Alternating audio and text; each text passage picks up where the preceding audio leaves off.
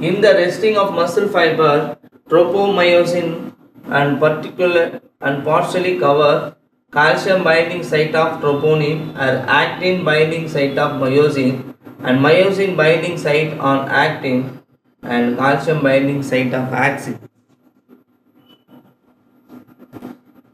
So microfiber tropomyosin particularly is called muscle protein.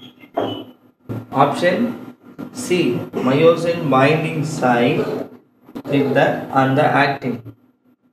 So it is a resulting of tropomyosin is particularly because you have the muscle protein. Got the muscle protein.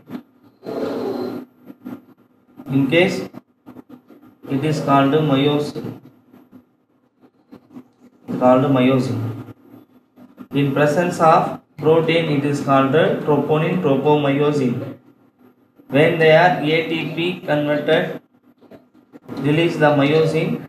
Myosin head can be attached with actin. Then only the muscle can be moved to one place to another place to help of muscle contraction. So myosin N can be contract with the tropomyosin. So every myosin can be here to be attached to the actin and the tropomyosin.